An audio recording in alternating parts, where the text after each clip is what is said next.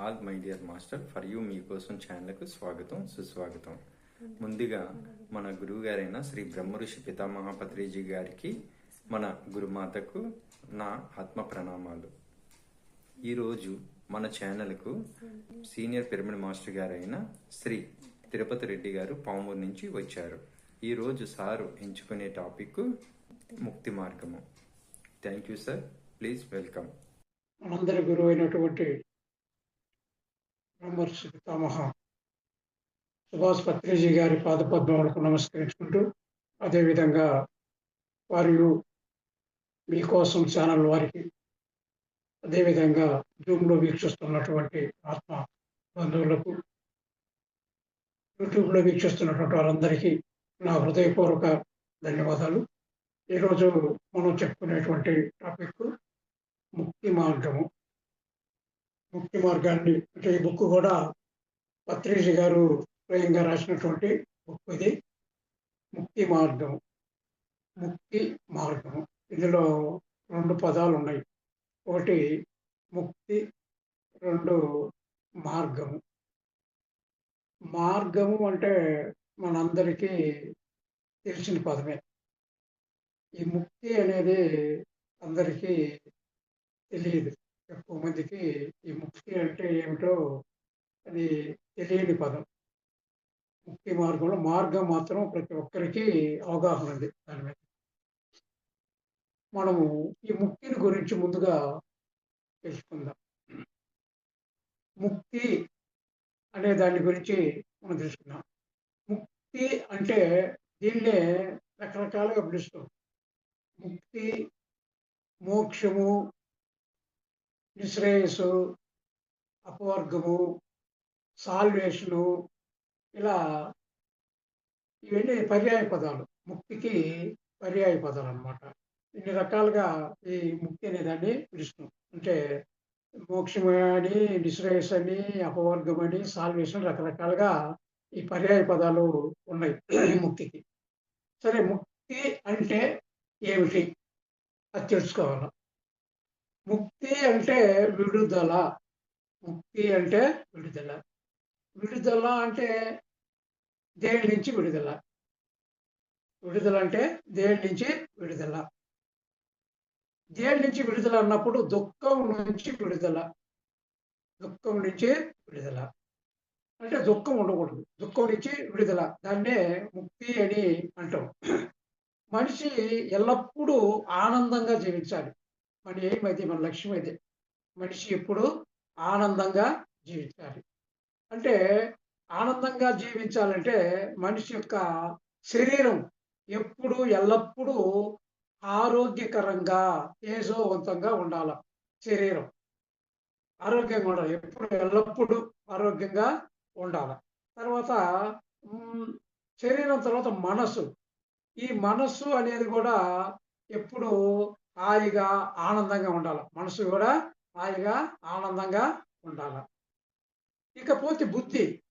ఈ బుద్ధి ఎప్పుడు కూడా బుద్ధి సునిశ్చితంగా సత్యాన్ని చూపేదిగా ఉండాలి. ఈ బుద్ధి అనేది సున్నితంగాను సత్యాన్ని చూపేదిగా ఉండాలి. కాబట్టి ఈ యొక్క శరీరము, మనసు, బుద్ధి ఇవి సరిగ్గా ఉండాలి.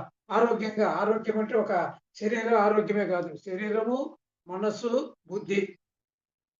ఎప్పుడైతే బుద్ధి సత్యాన్ని చూపించేదిగా ఉండదో, బుద్ధి సత్యాన్ని చూపించేదిగా ఉండదో, అప్పుడు మనసు ఏమవుతుందంటే అశుభ్రం అయిపోతుంది, మలమైపోతుంది అన్నమాట. అందువల్ల అశుభ్రమైనప్పుడు అనేక రుగ్మతలు కలిగి ఉంటుంది. అంటే మనసు ఈ విధంగా మలమై అశుభ్రత కలిగినప్పుడు ఏమవుతుందంటే అప్పుడు అది ఆ ప్రభావము ఈ శరీరం మీద పడుతుంది. శరీరము అస్వస్థతకు లోనయ్యి రోగాలు, జబ్బులు అనేటువంటివి వస్తాయి అన్నమాట. కాబట్టి ఇవన్నీ కూడా ఈ జబ్బులు వచ్చినందువల్ల ఏమవుద్ది? దుఃఖానికి మూలం అవుద్ది. కాబట్టి ఇవన్నీ కూడా ఈ శరీరము, మనసు, బుద్ధి ఇవన్నీ కూడా కరెక్ట్‌గా ఉండాలన్నమాట. ఈ మూటి నుంచి మరి దుఃఖం విడుదల కావాల. దుఃఖం విడుదల అంటే దుఃఖం విడుదలే ముక్తి. ముక్తి అంటే దుఃఖం విడుదల అన్నమాట. కాబట్టి రకరకాల దుఃఖాల నుంచి విముక్తి కావాలి మనం. దాన్నే ముక్తి అంటాం. ఒక రకమైనటువంటి దుఃఖం కాదు. రకరకాల దుఃఖాలు, అన్ని దుఃఖాలు గూడా విడుదల అయినప్పుడే అది ముక్తి అని అంటాం. అంటే ఏమని చెప్పుము ఇప్పుడు శరీరం అంటే శరీరానికి ఏమొస్తాయి? రోగాలొస్తాయి, జబ్బులొస్తాయి. ఇవి శరీరపరమైనటువంటి రోగాల నుంచి ముక్తి రావాలా. అంటే విడుదల గావాలా. ఈ రోగాల నుంచి విడుదల. తర్వాత మానసిక పరమైనటువంటి రుగ్మతులున్నాయి. మానసికమైనటువంటి అంటే ఆ ఒత్తిడులు, స్ట్రెస్, ఆందోళనలు, భయాలు ఈటి నుంచి ముక్తి కావాలంటే వాటి నుంచి విడుదల కావాలా. తర్వాత బుద్ధి ఉంది. ఈ బుద్ధి అంటే బుద్ధి మాంద్యము నుంచి విడుదల కావాలా. ముక్తి కలగాలి. కాబట్టి ఇక్కడ ముక్తి అంటే శరీరము, మనస్సు, బుద్ధి వీటి నుంచి ఇయన్నీ గూడా ఆహ్, రుగ్మతలు లేకుండా విడుదల కావాలంటే దాన్నే ముక్తి అని అంటాం. తర్వాత అస్సలు ఏందంటే మానవుడు అసలు నేనెందుకు పుట్టాను? జీవితం అంటే ఏమిటి? మరి ఇలాంటివి మనం మళ్ళా మరణం అంటే ఏంది? మరణించిన తర్వాత ఎక్కడికి పోతాము? ఏది? అనేటువంటి ఇవన్నీ కూడా మనకు చాలా మందికి తెలియవు. ఆధ్యాత్మికంగా ఉన్న వాళ్ళకు కూడా చాలా మందికి ఇవి అవగాహన ఉండదనమాట. ఇది మన బుద్ధికి అందవు. చాలా మందికి ఈ బుద్ధికి అందవు అన్నమాట. అంటే ఆ సత్యము అనేటువంటిది మా ఈ బుద్ధికి అందుబాటులో ఉండదు. అందువల్ల జీవితం అంతా కూడా అగమ్య గోచరంగా, గందరగోళంగా ఉంటుందన్నమాట. కాబట్టి ఇప్పుడు ముక్తి రావాలి అంటే ముందుగా ఏం కావాలంటే ఈ బుద్ధి మాంద్యం పోవాలా. నంబర్ 1 బుద్ధి మాంద్యము పోవాలా. తర్వాత మానసిక పరమైనటువంటి ఆ రుగ్మతలన్నీ గూడా వెళ్ళిపోవాలా. మానసిక పరమైన రుగ్మతలు. ఈ శరీరపరమైనటువంటి అస్వస్థతలు, ఈ రోగాలన్నీ గూడా పోవాలన్నమాట. అంటే ఇక్కడ పోవాలంటే శాశ్వతంగా పోవాలా. ఇక్కడ పాయింట్ ఏంటంటే పోవడం అంటే శాశ్వతంగా పోవాలా. కొన్ని రోజులు పోయి, కొన్ని రోజులు మళ్ళా వస్తే అది ముక్తి అనిపించుకోదు. ఎలా అంటే శాశ్వతంగా ఒకసారి ఆ దుఃఖాల నుంచి విడుదల అయిన తర్వాత మరలా తిరిగి దుఃఖం అనేటువంటిది ఉండకూడదు. అంటే ఒకప్పుడు పోయి మరొకప్పుడు ఉండకూడదనమాట. శాశ్వతంగా ఇవన్నీ ఈ దుఃఖాలు, ఈ 3 రకాలైనటువంటి ఇవన్నీ గూడా అదే శరీరము, మనసు, బుద్ధిపరమైనటువంటి ఈ దుఃఖాలన్నీ గూడా శాశ్వతంగా వెళ్ళిపోవడాన్ని మాత్రమే మనం ఏమంటామంటే ముక్తి అని అంటాం. ఈ దుఃఖాలు ఈ విధంగా విడగలడం. అయితే ఎప్పుడైతే ఈ 3 ఏ 3 ఈ యొక్క శరీరము, తర్వాత మనస్సు, బుద్ధి ఇయన్నీ కూడా పరిశుభ్రమైపోతాయో, ఎలా పరిశుభ్రము? శాశ్వతంగా, టెంపరరీగా కాదు. పర్మనెంట్‌గా, శాశ్వతంగా. అప్పుడు మనకు ముక్తి వచ్చింది అంటాం. అంతవరకు ముక్తి రానట్టే. ఇయన్నీ గూడా శాశ్వతంగా మనం పరిశుభ్రమైనప్పుడు మాత్రమే ముక్తి వచ్చింది అంటాం. అంటే ఆహ్, శాశ్వతంగా ముక్తి రాకుంటే దుఃఖం ఎప్పుడో ఒకప్పుడు వస్తది. కాబట్టి దుఃఖంలో మిట్టాడుతూ ఉన్నట్టే లెక్క. కాబట్టి ఈ 3 రకాలైనటువంటి దుఃఖాల నుంచి మనము విడుదల కావాలా. దీన్ని గురించి కపిల మహాముని ఏమన్నాడు అంటే ఆహ్, కపిల మహాముని ఈ ముక్తిని గురించి ఏం చెప్పాడంటే త్రివిధ దుఃఖ అత్యంత నివృత్తి అత్యంత పురుషార్థ అన్నాడు. త్రివిధ దుఃఖ అత్యంత నివృత్తి అత్యంత పురుషార్థ అన్నాడు. అంటే పురుషార్థాలేంటి? కామము, అర్థము, ధర్మము, మోక్షము. ఇవి పురుషార్థాలు. కామ, అర్థ, ధర్మ, మోక్ష. ఇది ఇక్కడ నాలుగవదైనటువంటి కామ, అర్థ, ధర్మ, మోక్ష. ఈ నాలుగవది మోక్షం. కాబట్టి ఈ 3 దుఃఖాల నుంచి విడుదల కావాలా. ఈ 3 దుఃఖాల నుంచి విడుదల అయితేనే మనకు మోక్షం అనేటువంటిది వస్తుంది. అదే విధంగా శ్రీకృష్ణ భగవానుడు కూడా భగవద్గీతలో ఏం చెప్పాడంటే, తమోగుణం నుంచి విముక్తి పొందాలా, రజోగుణం నుంచి విముక్తి పొందాలా, తర్వాత సాత్విక గుణం నుంచి కూడా ముక్తి పొందాలన్నమాట. అప్పుడు ఏమవుతావు? నిర్గుణుడు అవుతావు. తమోగుణము, రజోగుణము, సాత్విక గుణము ఈ 3 నుంచి గాని ముక్తి పొందినట్లయితే అప్పుడు నిర్గుణుడు అవుతావు. ఈ 3 లేకుండా ఉండాల. ఆ గుణాలు నిర్గుణుడు అవుతావు. అందుకే త్రైగుణ్య విషయ వేద నిశ్రైగుణ్యో భవార్జున అన్నాడు. కాబట్టి నువ్వు ఇప్పుడు ఈ 3 గుణాలతో కలిసి ఉన్నావు. ఏ 3 గుణాలతో? తమో గుణము, రజో గుణము, సాత్విక గుణంతో కలిసి ఉన్నావు. కాబట్టి ఈ మూటిని వదిలించుకొని ఈ మూటిని ముక్తి పొంది గుణాతీతుడివి కా, నిర్గుణుడివి కా అర్జున అని చెప్తున్నమాట అర్జునుడికి. నువ్వు ఈ 3 గుణాలతో ఉన్నావు ఇప్పుడు. కాబట్టి నువ్వు గుణాతీతుడు కావాలా, నిర్గుణుడివి కావాలా అని చెప్తున్నమాట. కాబట్టి ఈ 3 గుణాల నుంచి విముక్తుడివి కావాలా అంటాం. అప్పుడే ముక్తి. ఈ 3 గుణాల నుంచి విముక్తి అయినప్పుడు మాత్రమే ముక్తి. అంటే ఏంటివి? శారీరకపరమైనటువంటి రుగ్మతలు అంటే తమోగుణ దోషాలు. ఈ శారీరకమైన రుగ్మతలు దేనికి తెలుపుతాయి? తమోగుణం. అదేవిధంగా మనస్సు, ఈ మానసిక పరమైన రుగ్మతలే రజోగుణ దోషాలు. తర్వాత బుద్ధిపరమైనటువంటి రుగ్మతలే సాత్విక దోషాలు. కాబట్టి ఇక్కడ రజోగు తమో తమోగుణ దోషాలు, రజోగుణ దోషాలు, సాత్విక గుణ దోషాలు ఈ మూటిని కూడా సమూలంగా తొలగించుకోవాలా. కాబట్టి ఈ మూటిని తొలగించుకున్నప్పుడే మనకు దుఃఖం లేకుండా ఉంటుందన్నమాట. ఈ 3 ఎప్పుడైతే తొలగిపోతాయో అప్పుడు మనకు దుఃఖాలు అనేవి ఉండవు. కాబట్టి అప్పుడు ముక్తి వచ్చినప్పుడు అప్పుడు మనము గుణాతీతులము అవుతాము.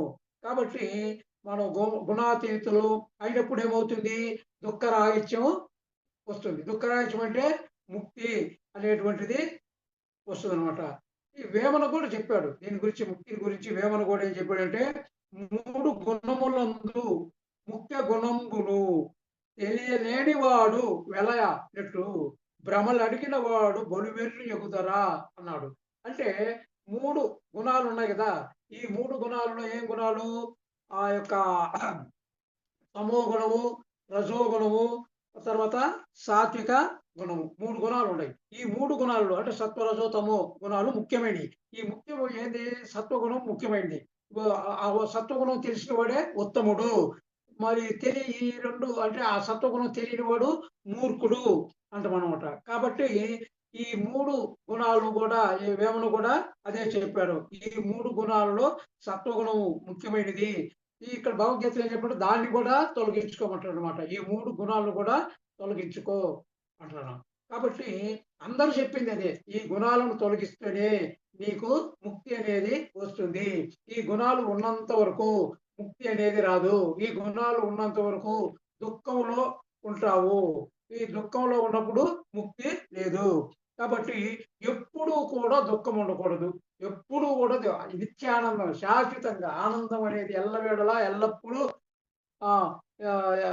ఆనందంగా ఉండడమే ముక్తి అనేది. మనిషికి ఎప్పుడు కూడా దుఃఖము ఉండకూడదు. అంటే శారీరక పరంగా కానీ, మానసిక పరంగా కానీ, బుద్ధి పరంగా కానీ ఏమీ ఉండకూడదు. మరి శారీరక పరంగా ఏమొస్తాయి? రకరకాల జబ్బులు ఉంటాయి. శారీరక పరంగా తలనొప్పి నుంచి క్యాన్సర్ వరకు రకరకాల జబ్బులు, రుగ్మతులు ఉంటాయన్నమాట. అదే విధంగా మానసిక పరంగా కొన్ని రుగ్మతులు ఉంటాయి. మానసిక పరంగా రుగ్మతులు అంటే టెంప్ట్ కావడము. కొంతమంది అయితే ఆత్మహత్యలు మానసికంగా తట్టుకోలేక మానసిక ఈ ఒకవేళ ఒక స్టూడెంట్ ఉన్నాడనుకో, ఒక సీట్ రాలేదు, లేకపోతే ఫెయిల్ అయ్యాడు, లేదంటే అనుకున్నది సాధించలేడు, వాడు మానసికంగా ఆత్మహత్య చేసుకునేటువంటి అవకాశం కూడా ఉంటుంది. సో దానివల్ల ఒక పని కాలేదనుకో, కృషించిపోయి మరి టెన్షను, బీపీలు, షుగర్లు ఇవన్నీ వచ్చేటువంటి ప్రమాదం ఉంది. ఆ విధంగా మానసికంగా కొన్ని వస్తాయి అన్నమాట. ఆ తర్వాత బుద్ధిమాంద్యత ఇవన్నీ ఉండకూడదు. శారీరక పరంగా, మానసిక పరంగా, బుద్ధి పరంగా ఏమీ ఉండకూడదు. ఏకాగ్రత కలిగి ఉండాలా, మంచి జ్ఞాపక శక్తి ఉండాలా. కాబట్టి అప్పుడే ముక్తి అనేటువంటిది ఉన్నట్టు. ముక్తి మనం చెప్పుకున్నాం. ముక్తి అంటే ముక్తి అన్నా, మోక్షం అన్నా, అపవర్గం అన్నా, నిశ్రేయస్ అన్నా, సాల్వేషన్ అన్నా ఇవన్నీ కూడా ఒకే పదానికి పర్యాయ పదాలు. కాబట్టి జీసస్ ఏమన్నాడంటే, దేవుని రాజ్యం వెతకండి, ఆ ధర్మంలో జీవించండి. దేవుని రాజ్యము వెతకండి, ఆ ధర్మంలో జీవించండి.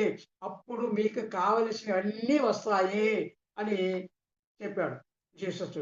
అంటే మీకు కావలసినవన్నీ అంటే ఏంటి? దుఃఖరాహిత్యం. కావాల్సిన ఏంటంటే దుఃఖరాహిత్యం కావాలి మనకు.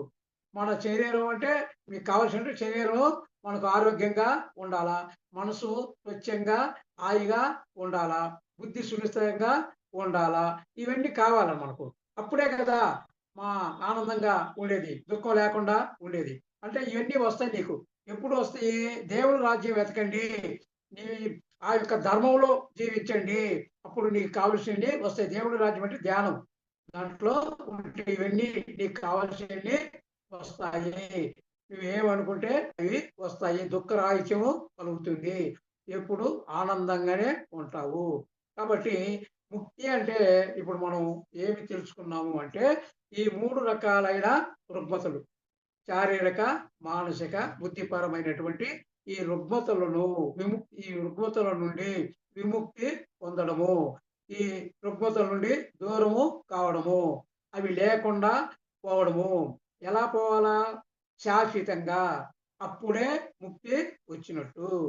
కాబట్టి మనము ఈ ముక్తి అనే పదమే కాకుండా ఈ యొక్క ఇంకా ఈ ముక్తి ఒకటే కాకుండా పరిముక్తి, మహాపరిముక్తి ఆ పదాలను కూడా మనము తెలుసుకుందాం.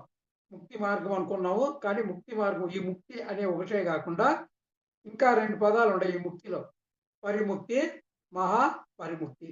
అట్లనే దీనికి రకరకాల పేరు పెట్టారు. నిర్వాణము, పరినిర్వాణము, మహాపరినిర్వాణము. గౌతమ బుద్ధుడు విధంగా.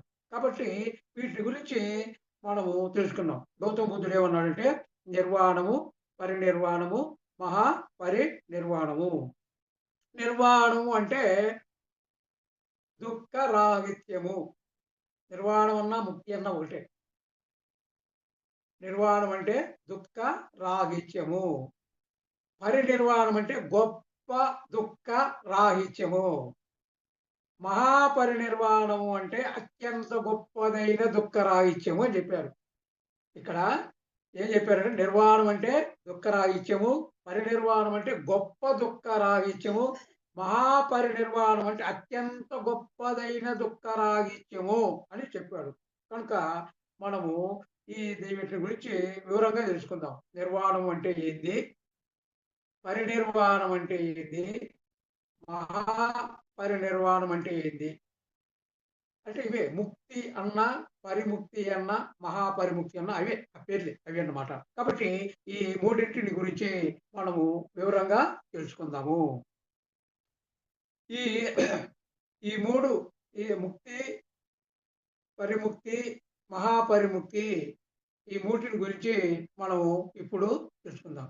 అంటే మనము మన జీవితంలో శారీరక పరమైన దుఃఖాలు ఏమీ లేకుండా, మానసిక పరమైన దుఃఖాలు ఏమీ లేకుండా, బుద్ధిపరమైన అస్పష్టతలు ఏమీ లేకుండా ఉంటేనే ముక్తి అని మనము అనుకున్నాం. ముక్తి లేదా నిర్వాణము. ముక్తి లేదా నిర్వాణము. ముక్తి అంటే మనకు అర్థమైంది. ఏమని? శారీరకంగా, మానసికంగా, బుద్ధిపరంగా ఎటువంటి రుగ్మతలు ఉండకుండా ఉంటే దాన్ని ముక్తి అని కానీ లేదా నిర్వాణము అని కానీ అంటారు.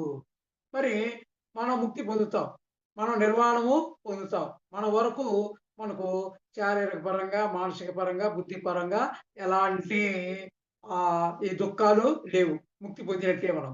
కాబట్టి మనము ముక్తి పొందాము.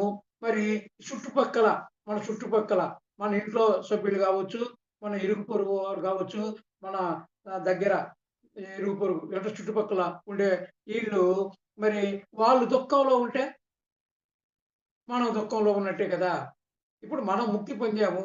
మనం ముక్తి పొందినంత మాత్రాన మనం వరకే ముక్తి పొందాము. కానీ మన చుట్టుపక్కల ఉండరే, మన కుటుంబ సభ్యులు కావచ్చు, చుట్టుపక్కల కావచ్చు, వీళ్ళందరూ కూడా దుఃఖంలో ఉన్నారు. వాళ్ళకు ముక్తి లేదు, దుఃఖంలో ఉన్నారు. కాబట్టి వాళ్ళు ఈ చుట్టుపక్కల వాళ్ళ దుఃఖం మన దుఃఖమే అలా అనిపి మనకు కూడా దుఃఖమే.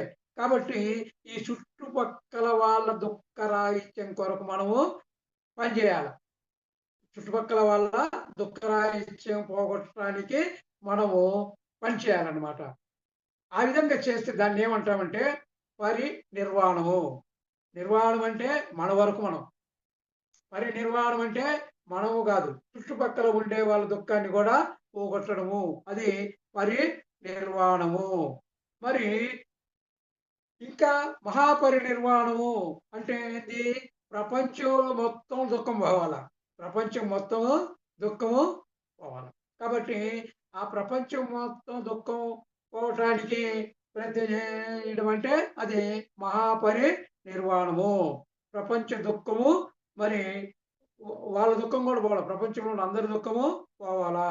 కాబట్టి అందరి దుఃఖము పోవాలంటే మనం దాన్ని పోగొట్టడానికి ప్రయత్నం చేసి దాన్ని ఏమంటే అంటే మహాపరినిర్వాణము. ఇక్కడ 3 నిర్వాణం అంటే మన దుఃఖం పోవడము, పరినిర్వాణం అంటే చుట్టుపక్కల, మహాపరినిర్వాణం అంటే మొత్తం హోల్ ప్రపంచము మొత్తము ఈ దుఃఖం.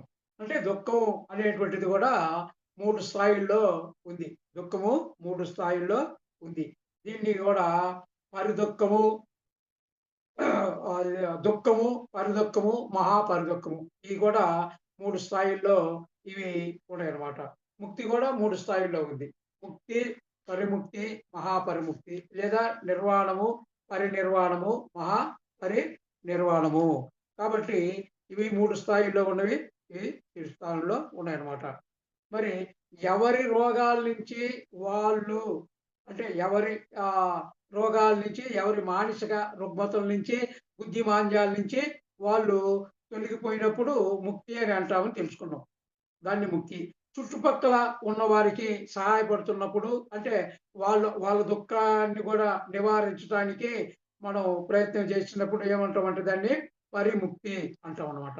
అలా కాకుండా ప్రపంచాన్నంతా కూడాను ముక్తి మార్గంలో చేయడానికి మనం నిమగ్నమై, ఆ పనిలో నిమగ్నమై ఉంటే దాన్ని ఏమంటామంటే మహాపరినిర్వాణం. అప్పుడు మహాపరినిర్వాణం వస్తుంది. ప్రపంచమంతా దుఃఖాన్ని నివారించడానికి చేసే ప్రయత్నం చేస్తే మనము మహాపరినిర్వాణం అనేటువంటిది వస్తుంటాం. మహాపరినిర్వాణం లేదంటే మహాపరిముక్తి అంటాం. అంటే మొట్టమొదటగా మనము బుద్ధుడు ఏంటంటే మొట్టమొదటగా మనము ఈ యొక్క విముక్తులమైనప్పుడు, దుఃఖం నుంచి విముక్తులు, మనంతటా మనము విముక్తులము అయినప్పుడు అరిహంత్ అంటాం. అరిహంత్. హరి అంటే శత్రువు, హంత్ అంటే హతమార్చిన వాడు, అంటే శత్రువులను హతమార్చిన వాడు. అంటే మనలోని శత్రువుల్ని హతమార్చుకున్నాడు అనమాట. అంటే మనలో ఏముంటాయి? మనలో తమో గుణము, రజో గుణము ఇవి ఉన్నాయన్నమాట. కాబట్టి మనలో ఉండేటువంటి తమో గుణం అంటే ఏంది? సోమరితనము. ఈ సోమరితనాన్ని దాన్ని హతమార్చాల. తర్వాత మనం ఇంకా ఏముంటాయి? కామ, క్రోధ, లోభ, మద, మాత్సర్య, అరిషడ్ వర్గాలు. ఈ అరిషడ్ వర్గాలను కూడా మనము జయించాల. అరిషడ్ వర్గాలను జయించాల. రజోగుణాన్ని, తమో గుణాన్ని, సాత్విక గుణాన్ని, వీటన్నిటిని మనం కానీ జయించినట్టయితే అప్పుడు మనము అరిహంతులము అవుతాం. అరిహంతులము అవుతాం. అంటే మనం ఏది సాధించామో, దేని నుంచి ముక్తి పొందామో దానిని మన చుట్టుపక్కల వాళ్ళలో కొంతమందికైనా ఇవ్వడానికి మనం ప్రయత్నం చేస్తే దాన్ని పరినిర్వాణము అని అంటామన్నమాట. పరినిర్వాణాన్ని ఇక్కడ ఏమంటాము అంటే ముక్తి పొందినవాడు అరిహంతు, చుట్టుపక్కల వాళ్ళ యొక్క యొక్క దుఃఖాన్ని పోగొట్టిన వాళ్ళు ఏమంటే బోధిసత్వుడు అంటాం ఇక్కడ. అంటే అదే, అంత అదే బోధిసత్వుడు అంటే. అరిహంత్ అంటే ముక్తి అని, బోధిసత్వుడు అంటే పరిముక్తి అని, బుద్ధుడు అంటే మహాపరిముక్తి అని, అదే అర్థం. ఒకటే బుద్ధుడు ఈ విధంగా చెప్పాడు. అరిహంత్, బోధిసత్వుడు, తర్వాత బుద్ధుడు. మొదటి స్టేజ్ వచ్చేసి అరిహంతు. అంటే తమలో ఉండేటువంటి ఈ యొక్క రాగద్వేషాలు కానీ, రజోగుణము, తమో గుణము, సాత్విక గుణాలు కానీ, అరిషడ్వర్గాలైనటువంటి కామ, క్రోధ, లోభ, మోహ వీటంటిని కూడా పోగొట్టుకున్నప్పుడు ఇప్పుడు మనం ముక్తి పొందిన వాళ్ళము అవుతాం.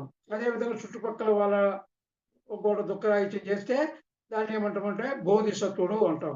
ఆ తర్వాత ప్రపంచం అంతటికి దుఃఖం లేకుండా చేసే వాళ్ళని ఏమంటామంటే బుద్ధుళ్ళు అంటాం. బుద్ధుడు అంటే ఇక్కడ 3 స్టేజెస్.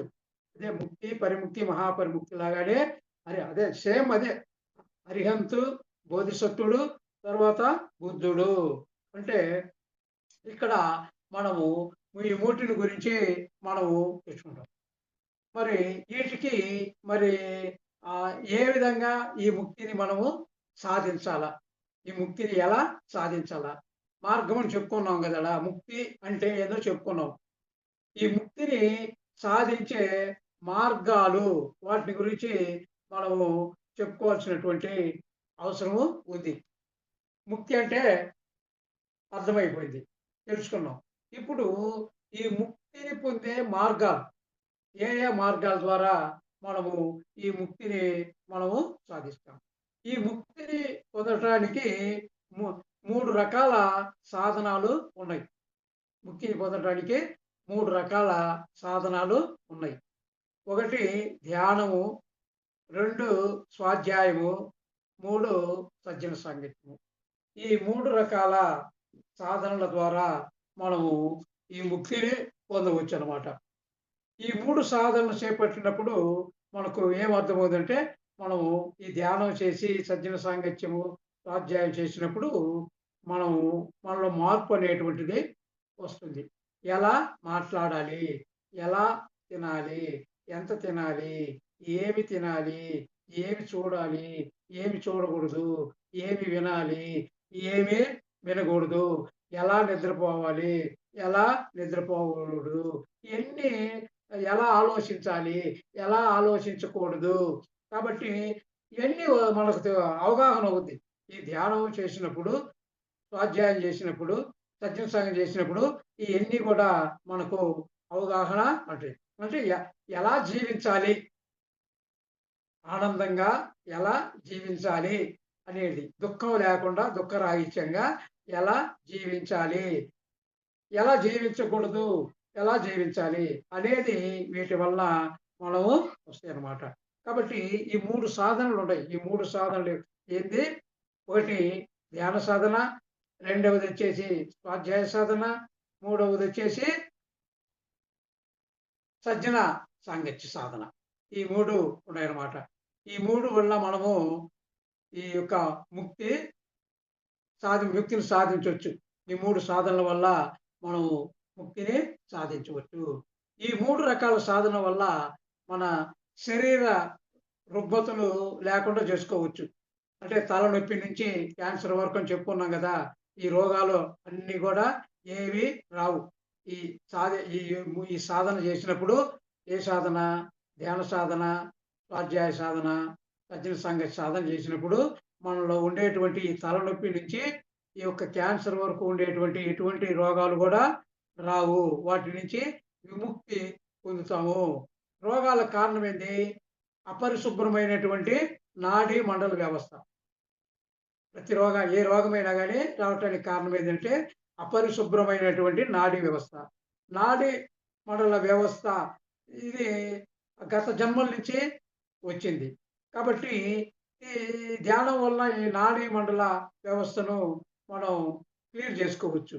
ఆ బ్లాక్స్‌ని తొలగించుకోవచ్చు. అప్పుడు ఈ శారీరకపరమైనటువంటి రుగ్మతలన్నీ కూడా తొలగిపోతాయి. అందుకే పూర్వజన్మ కృతం పాపం వ్యాధి రూపేణ పీడితే అన్నారు. పూర్వజన్మ కృతం పాపం వ్యాధి రూపేణ పీడితే. కాబట్టి ఆ పాపాలు అన్నీ కూడా అయన్నీ ప్రక్షాళన అయిపోవాల. ఆ గత జన్మల నుంచి తెచ్చుకున్నటువంటి గత జన్మ పాపాలన్నీ కూడా మనము అయన్నీ ప్రక్షాళన అయిపోవాల. ప్రక్షాళన ఎలా అవుతాయి అంటే ధ్యానంలో ప్రక్షాళన అవుతాయి. అదే కదా పత్రిజీ గారు చెప్పారు. ధ్యానం వలన జ్ఞానం, జ్ఞానం వలన మోక్షం. కాబట్టి అందుకే ఇంకా ఏం చెప్పాడు? ధ్యానాగ్ని దగ్ధ కర్మాణం. మరి ఈ కర్మలన్నీ దగ్ధం కావాలా అంటే ఈ యొక్క ప్రక్షాళన అయిపోయి పాపాలన్నీ ప్రక్షాళన కావాలంటే దానికి మార్గం ఏంది? ధ్యాన సాధన. ధ్యాన సాధన చేసినప్పుడు మనకు ఈ పాపాలన్నిటిని కూడా మనము ప్రక్షాళన చేసుకోవచ్చు. అప్పుడు శరీర రుగ్మతలు ఉండవు. మానసిక రుగ్మతలు ఉండవు. తర్వాత ఈ బుద్ధిపరమైనటువంటి ఇవి కూడా అసమానతలేవి కూడా ఉండవన్నమాట.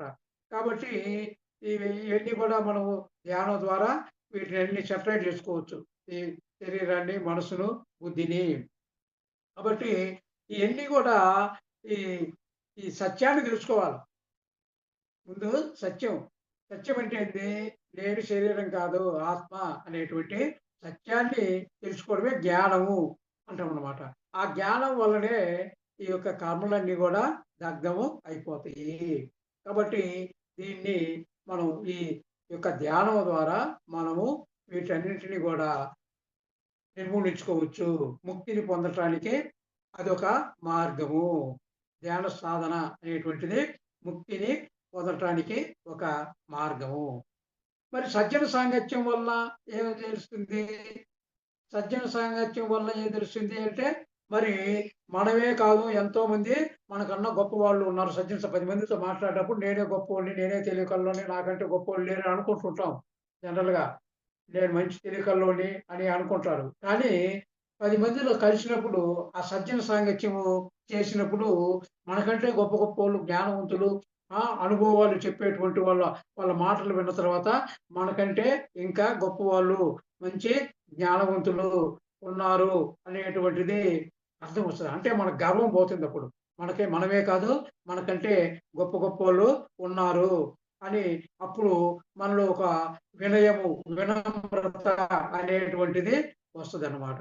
మరి అది లేకపోతే గర్వం, సజ్జన సాంగత్యం లేకపోతే అయన్నీ తెలుసుకోకపోతే గర్వం అనేటువంటిది మనకు వస్తుంది. కాబట్టి మనం ప్రతిరోజు ఈ ధ్యానము చేయాలనమాట. తర్వాత ఇదేంటంటే ఈ ధ్యానం ముక్తి పొందిన తర్వాత అరిహంతుగా మరణిస్తే బోధిసత్వుడుగా పుట్టాలంట. బోధిసత్వుడుగా మరణిస్తే బుద్ధుడిగా పుట్టాల. అంటే ఆ బుద్ధుడిగా అయిన తర్వాత ఆ స్థితిలో, ఆ బుద్ధ స్థితిలో మనము శ్వాసను వదిలితే అప్పుడు మనకు తిరిగి జన్మ అంటూ ఉండదు. అదే ఆఖరి జన్మ అవుతుందన్నమాట. తిరిగి పుట్టవలసినటువంటి పరిస్థితి ఉండదు. ఈ బుద్ధ స్థితి అంటే ఆహ్, బుద్ధుడి స్థితి, అంటే శ్రీకృష్ణుడి స్థితి, జీసస్ క్రీస్తు స్థితి, మహావీరుడి స్థితి, జొరాస్ట్రియన్ స్థితి, ఈ స్థితి వీళ్ళందరూ సాధించారు. ఈ బుద్ధత్వ స్థితిని వీళ్ళు సాధించారన్నమాట. మరి అరిహంత స్థితి అంటే దుఃఖరాహిత్య స్థితి అని అర్థం. అరిహంత అంటే దుఃఖరాహిత్య స్థితి. బుద్ధ స్థితి అంటే జన్మరాహిత్య స్థితి. ఇది అర్థం చేసుకోవాలి మనం. అరిహంత స్థితి అంటే దుఃఖరాహిత్య స్థితి, ముక్తి స్థితి. బుద్ధ స్థితి అంటే జన్మరాహిత్య స్థితి, మహాపరి నిర్వాణం అన్నమాట. అంటే మనం మొట్టమొదట్లో మనం ఏమి చేసాము? దుఃఖరాహిత్య స్థితిని పొందాము. మొదట్లో దుఃఖరాహిత్య. ఆ తర్వాత ఏం చేసాము? మన చుట్టుపక్కల వాళ్ళకు ఆ ధ్యానాన్ని దుఃఖం లేకుండా చేసి ఆహ్, ఆహ్, అప్పుడు పరినిర్వాణం. అదే కాకుండా ప్రపంచమంతా అందరికీ లేకుండా చేసినప్పుడు అప్పుడు మహాపరినిర్వాణము వస్తుంది. కాబట్టి ఇప్పుడు మనం ఈ జన్మ పరంపర జ్ఞానమే ముక్తి. అంటే నేను దేహం కాదు, నేను ఆత్మను అని తెలుసుకోవడమే ముక్తి అంటాడు. నేను దేహం కాదు, నేను ఆత్మను అని తెలుసుకోవడమే ముక్తి. దుఃఖ రాహిత్యము కలిగి ఉండడమే ముక్తి. నా వాస్తవానికి నేనే సృష్టికర్తను అని తెలుసుకోవడమే ముక్తి. నా వాస్తవానికి నేనే సృష్టికర్త. మనం ఏమనుకుంటాం? నా వాస్తవానికి నేనే కదా! నా దుఃఖానికి పక్కోళ్ళు, వాళ్ళు అని చెప్పుకుంటూ ఉంటాం. అది కాదు. నీ వాస్తవానికి నువ్వే సృష్టికర్తవు అనేది ఎళ్లి తెలుసుకోవాల. నా వాస్తవానికి నేనే సృష్టికర్తను. పరుల వాస్తవానికి పరులే సృష్టికర్తలు.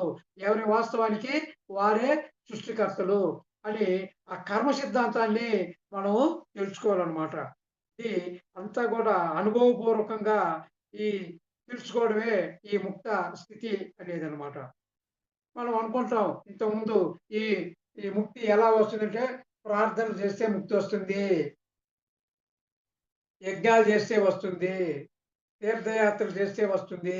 నదీ స్నానాలు చేస్తే వస్తుంది అని అనుకుంటారు. ముక్తి అనేటువంటిది ఏదో పుణ్యక్షేత్రాలు దర్శించితే ముక్తి వస్తుంది అనుకుంటారు.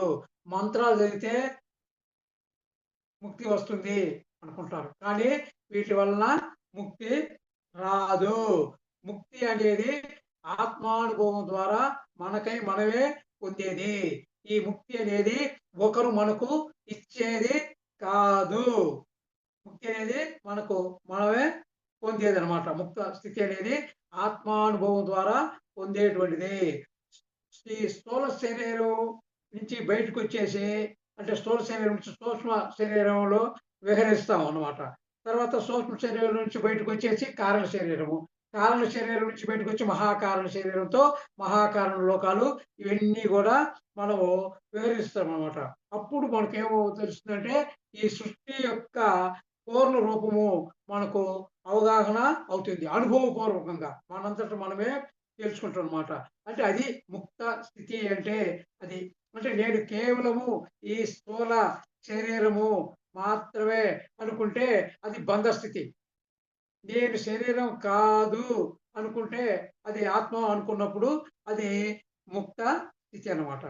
మనం నన్ను ఎవరో పుట్టించారు, ఎవరో కాపాడుతారు, ఆహ్, ఎవరో మార్గం చూపిస్తారు అని అనుకుంటే అది బంధ స్థితి. ముక్త స్థితి కాదు. అంటే ఇతరుల పైన ఆధారపడడం. ఇదంతా బంధ స్థితి అన్నమాట. నా స్థితికి నేనే కారణము అని ఎవరైతే తెలుసుకుంటారో వాళ్ళు ముక్త స్థితిలో ఉన్నట్టు. లేకుంటే బంధ స్థితిలో ఉన్నట్టు. పరుల మీద జాలి పడేవాళ్ళు బంధ స్థితిలో ఉన్నట్టు అని చెప్తాడు పత్రిజీ గారు. పరుల మీద నువ్వు జాలి పడ నాకు నువ్వు జాలి పడితే ముక్త స్థితిలో లేవు. జాలి పడకూడదు. జాలి పడకూడదు. అయ్యో! పాపం నీకు ఇలా జరిగిందా? అలా జరిగిందా? జరగకుండా ఉంటే బాగుండే అని మాటలు చెప్పినంత వల్ల ప్రయోజనం లేదు. Time waste. కాబట్టి అలా కాదు. వాళ్ళకు నువ్వు ఏం చేయాలా అంటే వాళ్ళకు ధ్యానం నేర్పించు. ఈ మ ఈ జాలి ఈ మాటలు చూపించడం గాదు. జాలి పడడం గాదు. వాళ్ళ దుఃఖాన్ని పోగొట్టాలంటే నువ్వు చేయాల్సినటువంటి జాలి చూపించడం గాదు. ఏదో మాటలు చెప్పడము కాదు. ధ్యానం కావాలి వాళ్ళకు. వాళ్ళ చేత నువ్వు ధ్యాన సాధన చేయించు. జాలి పడితే ఏమి లాభము రాదు అని చెప్తాననమాట. ఈ జాలి పడడం వల్ల సమయం వృధా. Time waste. అంతకంటే ఏమీ లాభం లేదు. కాబట్టి ఈ ఒక్క క్షణము కూడా వృధా కాకూడదు. నువ్వు టైం వేస్ట్ చేసావనుకో, నువ్వు బంధ స్థితిలో ఉన్నట్టే. ముక్త స్థితిలో ఉన్నటువంటి వాళ్ళు ఎప్పుడూ గూడా మరి టైము వేస్ట్ చేయరు. కాబట్టి మనము ఈ ఎప్పుడు గూడా ముక్త స్థితిలోనే ఉండాలా. కాబట్టి ఎవరి మీద మనము దయ అనే జాలి అనేటువంటిది చూపించవద్దు. నువ్వు చెప్పాలా, నాయనా నువ్వు కళ్ళు మూసుకో, ధ్యానం చెయ్యి.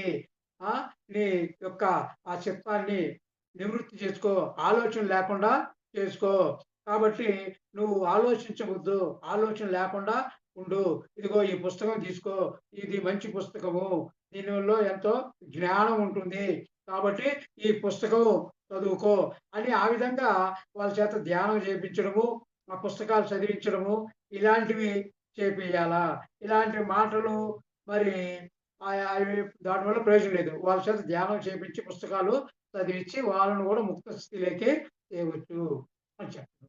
తర్వాత నోటిలోని మాట నుదిటి మీద రాత అంటాడు పత్రిజీ గారు. నోటిలోని మాట నుదిటి మీద రాత. మరి నోట్లో నుంచి వచ్చేటువంటి మరి ఒక్క వాక్యం కూడా అపరిపక్వంగా ఉండకూడదు. సరికానిదిగా ఉండకూడదు. సరికానిదిగా ఉంటే అది ముక్త స్థితి కాదు. అది బంధ స్థితి. ముక్త స్థితి కాదు. అందుకే యేసుక్రీస్తు ఏం చెప్పాడు? నువ్వు మరి నోట్లోకి ఏది పోతుందో అది ముఖ్యం కాదు. నోటి నుంచి వచ్చేది ముఖ్యము అంటాడు. నీ నోట్లోకి లోపలికి పోయేది ముఖ్యం కాదు. లోపల నుంచి ఈ నోటి ద్వారా బయటికి వచ్చేది ముఖ్యము. జాగ్రత్తగా ఉండు. ప్రతి మాట ఆచితూచి మాట్లాడాలా. ఆ మాటలే నిన్ను బంధ బ బంధస్థ బందీగా చేస్తుంది లేదా విముక్తిని చెందించే 2 ఆ మాటలకే ఉండయి. కాబట్టి ఆ బంధ స్థితి గాని, ముక్త పరిస్థితి గాని ఏదో ఆ మాటల వల్లే.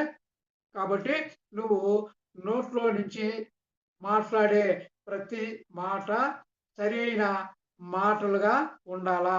అసందర్భమైనటువంటి మాటలు, నెగిటివ్ మాటలు, పనికిరాని మాటలు, జాలి మాటలు ఇవన్నీ ఎట్టి పరిస్థితుల్లోనూ మాట్లాడవద్దు. మరి ఈ మాట్లాడకుండా ఉంటే అదే ముక్త స్థితి. మాట్లాడామనుకో అది బంధ స్థితి.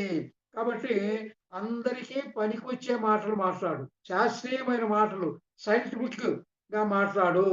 పాజిటివ్ మాటలే మాట్లాడు. అలాంటప్పుడే కదా మనం ముక్త స్థితిలో ఉన్నట్టు. మరి ఎవరైనా గాని పనికిమాలిన మాటలు మాట్లాడుతూ ఉంటే ఇలా మాట్లాడకూడదు. ఇది మంచిది కాదు అని దాన్ని ఎదిరించాల. ఇది సరైన పద్ధతి కాదు అని ఎదిరించాలన్నమాట. అంటే సంఘంలో ఉండేటువంటి కుళ్ళును ఎదిరించమంటారు. మరి ఈ కుళ్ళు అనేటువంటిది ఎదిరించాల. ధైర్యంగా ఎదిరించాల. అదే కదా పత్రిజీ గారు ఈ ఎంత ధైర్యంగా ఆయన ఈ యొక్క వెజిటేరియనిజం తీసుకొచ్చాడు. మాంసాన్ని మానవుని ఎంత ధైర్యంగా చెప్పాడు. విగ్రహారాధన ఎంత ధైర్యంగా చెప్పాడు. మరి అదంతా కూడా కుళ్ళు కదా! దాన్నంతా ధైర్యంగా చెప్పాల. ఇది మంచిది కాదు. హింస మంచిది కాదు అని చెప్పగలగాలి. మనం ఎవరైతే పిరమిడ్ మాస్టర్లుగా ఉన్నారో వాళ్ళందరూ కూడా ఈ సమాజంలో జరిగేటువంటి ఆ కుళ్ళు కుతంత్రాలను ఎదిరించాలా. మరి నోరు మూసుకొని ఉండకూడదు. వాళ్ళు ఏదైనా చేస్తున్నప్పుడు మనము ధైర్యంగా దాన్ని ఎదిరించాలా. ఇలా చేయకూడదు. ఇది మంచిది కాదు. కాబట్టి ఇలా చేయాలా అని ఉంచాం. చెప్పడం మన వంతు. చెప్పడం అనేది మన వంతు. వాడు చేస్తాడో, చెయ్యడో వాడి కర్మ. మనకు అనవసరం. మనకు చూస్తూ ఊరకుండకూడదు. మనము దాన్ని ఖండించాలా. చే దాన్ని మనము వ్యతిరేకించాలనమాట. కాబట్టి మనము ఏ ఏదైనా దా వాళ్ళు అలా అంటే పనికిరాని మాటలు మాట్లాడుతున్నా, పనికిరాని చేష్టలు చేస్తున్నా మనము ఏం చేయాలంటే దాన్ని ఖండించాలా అనమాట. కాబట్టి ఇంకా ఏం చేయాలి అంటే మనం ఎప్పుడు కూడా శాస్త్రీయంగానే మాట్లాడాలా. అనవసరమైనటువంటి మాటలు మాట్లాడకూడదు. కాబట్టి మనము ఆహ్, ఎప్పుడు కూడా జాగరూకతో, ఎరుకతో ఉండాలా. క్షణక్షణం ఎరుకను కలిగి ఉండాలా. బద్ధకం అనేది ఉండకూడదు. బద్ధకం అంటే ఏంటిది? తమోగుణం. బద్ధకం అనేది, సోమరితనము అనేది అదంతా కూడా ఈ తమో గుణము వాళ్ళ లక్షణం అన్నమాట.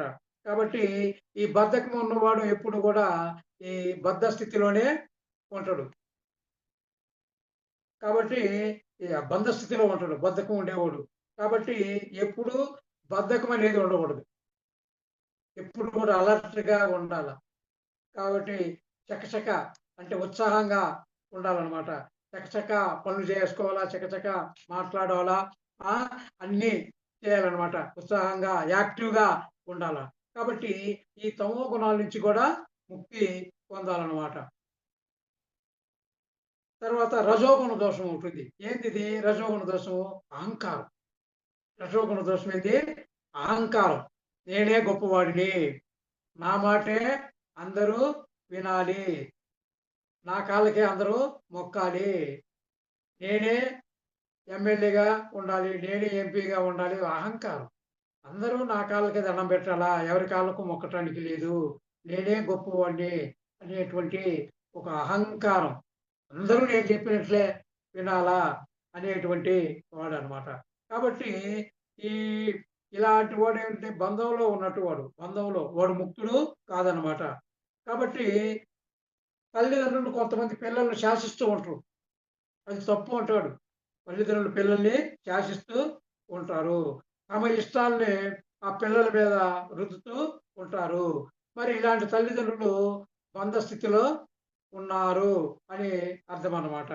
కానీ వాళ్ళు అంటే ఆహ్, పత్రిజి గారు ఇక్కడ ముక్తి మార్గం పుస్తకంలో ఏం చెప్తాడంటే మరి అడ్డాల అడ్డా అడ్డాలలో ఉన్నప్పుడే బిడ్డ కానీ గడ్డాలు వచ్చినప్పుడు బిడ్డ కాదు అని చెప్తానమాట. అంటే ఒక స్టేజి వరకు మనం మాటలు చెప్పాలి గానీ, ఒక స్టేజ్ దాటిన తర్వాత వాళ్ళు మనం చెప్పినట్లే వినాలా, నేను చెప్పిందే నా వాడికి ఒకటి ఇష్టం ఉంటది. వాడు చదివేది ఒకటి ఇంజినీరింగ్ చదవాలనో, డాక్టర్ కావాలనో, లేకుంటే డిగ్రీ ఏదో వాడి ఇష్టం వాడికి ఉంటుంది.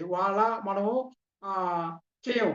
పక్కో ఇంటోడు వాడు ఎంబీబీఎస్ డాక్టర్ అయ్యిండు కాబట్టి నువ్వు కూడా డాక్టర్ కావాలా? ఈ విధంగా వాడి మీద ఫోర్స్ చేసి మన యొక్క అభిప్రాయాలను, మన ఇష్టాయిష్టాలను వాళ్ళ మీద రుద్దుతూ ఉంటామనమాట. కాబట్టి ఇయన్నీ ఉండకూడదు.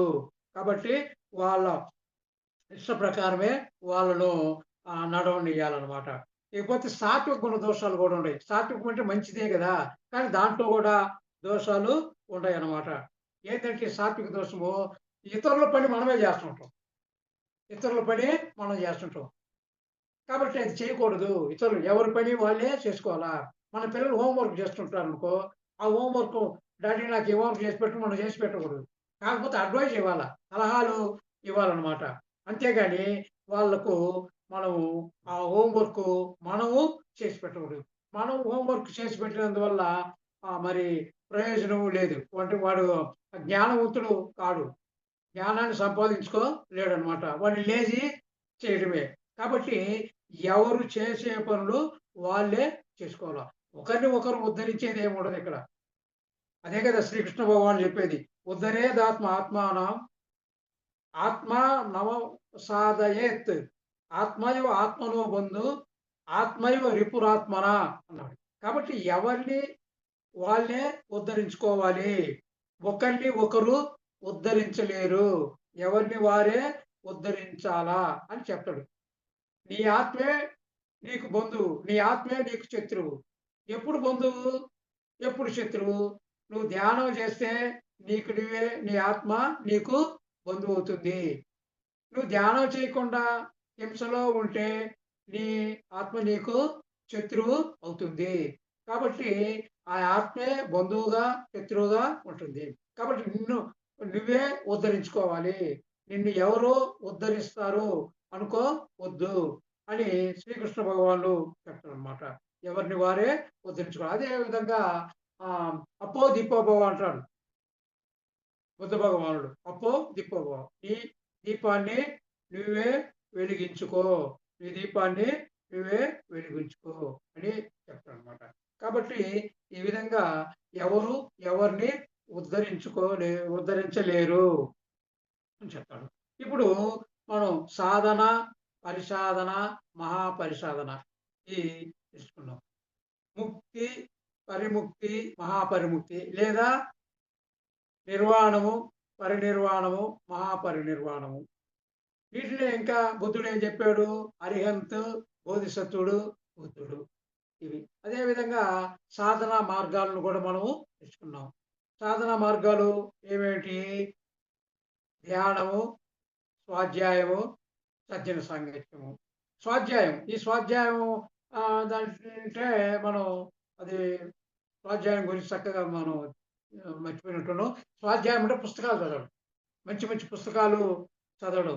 మరి పత్రిజీ గారు కూడా చెప్తారు. నేను ఆ యొక్క 'రాంప మరణం లేని మీరు' అనే పుస్తకం చదవడం వల్ల నేను చాలా దాన్ని ఇన్స్పిరేషన్ పొందాను అని చెప్తానమాట.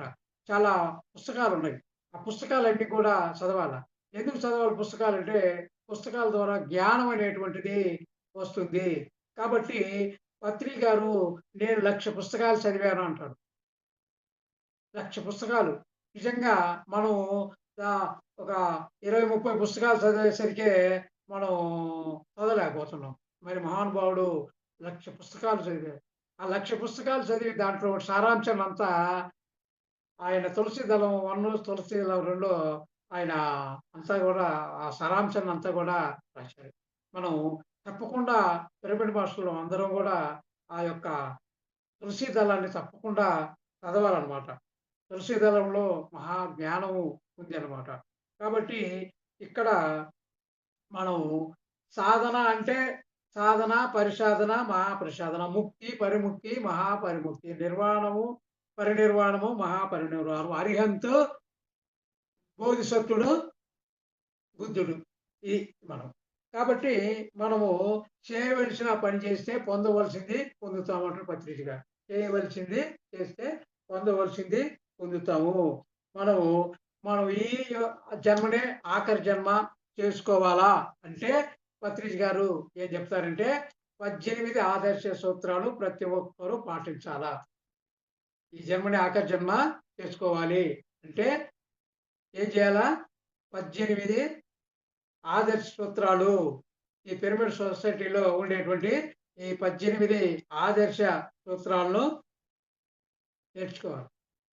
అదేవిధంగా 13 వ్యక్తిగత సూచనలు కూడా ఉన్నాయి. 13 వ్యక్తిగత సూచనలు ఉన్నాయన్నమాట. ఇది అంటే అదే చెప్పేది. చేయవలసినవి చేస్తే మనము పొందవలసింది పొందుతాము. కాబట్టి ఇవన్నీ కూడా ఈ మానసిక రుగ్మతలు గాని, ఈ బుద్ధి మాంద్యం గాని, ఇయన్నీ కూడా మనము లేకుండా చేయాలంటే దీని వల్లనే చేసుకుంటాం. ధ్యానము, ఈ యొక్క స్వాధ్యాయము, సజ్జన సాంగత్యము వీటిల్లోకి మరి ఇప్పటికి కూడా హిమాలయాల్లో కొన్ని వందల మంది వేల సంవత్సరాలు జీవించినటువంటి వాళ్ళు కూడా ఉన్నారు. ఇచ్ఛామరణం పొందిన వాళ్ళు కూడా ఉన్నారు. భీష్మాచార్యుడు ఇచ్ఛామరణము. అదేవిధంగా పత్రిజీ గారి గురువు సదానంద యోగి ఆయన కూడా ఇచ్ఛామరణమే పొందారు. కాబట్టి చాలా మంది ఇచ్ఛామరణం పొందినటువంటి వాళ్ళు ఉన్నారు. నేను శరీరాన్ని వదిలిపెట్టిస్తే సుభాష్ నాకు సమాధిని ఏర్పాటు చేయమంటే ఏర్పాటు చేసిన తర్వాత ఆయన చెప్పిన సమయానికే ఆయన ఆ యొక్క ఏమంటారో దాన్ని మా ఇచ్ఛామరణము పొందాడు అనమాట. కాబట్టి సదానంద యోగి, ఈ భీష్ములు వీళ్ళు అదేవిధంగా చాలా మంది ఉన్నారు. ఈ రామ్తా అనేటువంటి ఆయన శరీరంతోనే అమరత్వం అంటే శరీరంతోనే వెళ్ళిపోయినటువంటి ఈ విధంగా ఉన్నారనమాట.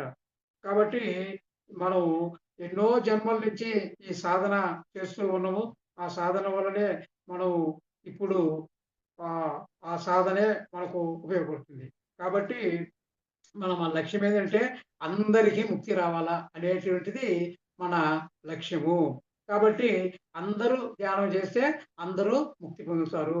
అందుకే కదా పత్రిజీ గారు 40 సంవత్సరాల నుంచి కఠోరంగా ఆయన అందరికీ ధ్యానం చెప్పాడు. ఊరూరు తిరిగాడు. ఎంతో శ్రమపడ్డాడు. ఇప్పట్లాగా అప్పుడు సరైన ట్రావెలింగ్ ఫెసిలిటీస్ లేవు. అయినప్పటికీ తిరిగి ఒక్క క్షణం కూడా తన కోసం ఉపయోగించుకోకుండా మరి అందరి కోసమే ఆయన తన టయాన్నంతగా ఉపయోగించాడు. మరి ఇక్కడే కాదు, దేశం తిరిగాడు. ఆ విధంగా అందరినీ ధ్యానం చేయాలి. అదే కదా మహాపరిముక్తి అంటే. అంతకంటే ఇంకా అంటే దేశం ఆయన నేనొక్కడిని ఆనందంగా ఉంటే సరిపోదు అనుకోలేదు ఆయన. అందరూ నాలాగానే ఆనందంగా ఉండాలి, అందరూ ధ్యానులు కావాలి, అందరూ శాకాహారులు కావాలి అని ఆయన చెప్పాడనమాట. కాబట్టి ఈ పుస్తకాలు చదవడం వల్ల మంచి జ్ఞానం వస్తుందన్నమాట. కాబట్టి మనము చిన్నప్పటి నుంచే మన పిల్లలకి మనము ఈ ధ్యానం అనేటువంటిది నేర్పించాలి. చిన్నప్పటి నుంచే నేర్పిస్తే మరి వాళ్ళంటే పెద్ద అయిన తర్వాత కష్టం. చిన్నప్పుడు ధ్యానం అంటే మనం చేస్తుంటే ఆటోమేటిక్గా మన పిల్లలు ధ్యానంలో కూర్చుంటారు అనమాట. అదేవిధంగా ఈ పౌర్ణమి ధ్యానాలు, అమావాస్య ధ్యానాలు, ఆ తర్వాత ప్రకృతిలో గడపడము, ట్రెక్కింగ్లు, ఇవన్నీ కూడా ముఖ్య మార్గాలు. ఇవన్నీ కూడా అనుకూలిస్తాయి అన్నమాట. కాబట్టి వీటన్నిటిని కూడా మనము ఆచరించాలి. అంటే ముక్తి అంటే విడుదల. దీనికి దాన్నే మోక్షము, అపవర్గము, సాల్వేషము ఈ రకరకాలుగా మనం నిశ్చయిస్తాయని చెప్పుకున్నాం అనమాట. ఇదంతా ఫైనల్ గా ఏమిటంటే మనకు రెండే రెండు సత్యాలు. పత్రిజీ గారు చెప్పేది రెండే రెండు సత్యాలు. ఒకటి ఏంటంటే నేను ఆత్మను. రెండో సత్యం ఏంటంటే నా వాస్తవానికి నేనే సృష్టికర్తను. ఈ రెండే రెండు సత్యాలు. ఈ రెండు మౌలిక సత్యాలు. ఈ సత్యాలను దర్శించిన వాడే బంధ స్థితిని దాటి ముక్తి స్థితిలోనికి వస్తాడు. ఈ రెండు ఆచరించకపోతే వాడు ఎప్పుడు బంధ స్థితిలోనే ఉంటాడు. కాబట్టి ముక్తాభిమాని ముక్తోహి, ఎవరైతే ముక్తిని కోరుకుంటారో వాళ్ళు ముక్తులు అవుతారు. కాబట్టి ముక్తాభిమాని ముక్తియో బద్ధాభిమాని అంటే ఈ బంధాన్ని కోరుకున్నోడు బంధస్థితిలోనే ఉంటాడు. ముక్తిని కోరుకున్నోడు ముక్తిలోనే ఉంటాడు. అదే విధంగా తర్వాత యామతి సా గతి ప్రవేత్త అన్నాడు అష్టావక్రుడు. కాబట్టి నీ మతి ఎలా ఉంటుందో నీ గతి కూడా అలాగే ఉంటుంది అని చెప్పారు. కాబట్టి ఫైనల్గా ఏంటంటే మనం ఈ 2 సత్యాలు తెలుసుకుంటే మనము ఈ ముక్తిని అనేటువంటిది పొందటానికి వీలవుతుంది అంటాడు. నేను ఆత్మను, నా వాస్తవానికి నేనే సృష్టికర్తను అనేటువంటిది మనము తెలుసుకోవాలన్నమాట. కాబట్టి మనము ఈరోజు ఈ ముక్తి మార్గము అనేటువంటి దాన్ని మనము నేర్చుకున్నాం. ఈ ముక్తి మార్గము, ముక్తి అంటే ఏంటో తెలుసుకున్నాము. ఈ ముక్తిలో 3 రకాలు ఉన్నాయని మనం తెలుసుకున్నాము. ముక్తి, పరిముక్తి, మహాపరిముక్తి. ఈ ముక్తి మార్గాలు కూడా 3 ఉన్నాయని తెలుసుకున్నాము. ఒకటి వచ్చేసి ధ్యాన సాధన, 2 స్వాధ్యాయ సాధన, 3 సజ్జన సాంగత్యము. కాబట్టి ఈ ముక్తి అంటే ఏదో తెలుసుకున్నాము. తర్వాత ఈ ముక్తి మార్గాలను కూడా మనము తెలుసుకున్నాము. కాబట్టి మనము అందరం కూడా ముక్తి స్థితిని పొందాలా అనేటువంటిది ఈ పత్రిజీ గారి యొక్క ఉద్దేశము. ఈ ముక్తి మార్గం ఆయన చెప్పడానికి ప్రధాన కారణం అంటే అందరూ కూడా ముక్త స్థితిని పొందాలా, అందరూ కూడా జన్మరాహిత్యం పొందాలా, అందరూ ఈ జన్మనే ఆఖరి జన్మ చేసుకోవాలా అని చెప్పడము జరిగిందనమాట. కాబట్టి ఇది ముక్తి మార్గాలు అనేటువంటి topic. Okay sir, thank you. Thank you sir. ఈరోజు మన ఛానల్కి వచ్చి ఎంతో గొప్ప ఆత్మజ్ఞానాన్ని అందించినందుకు thank you sir. Thank you.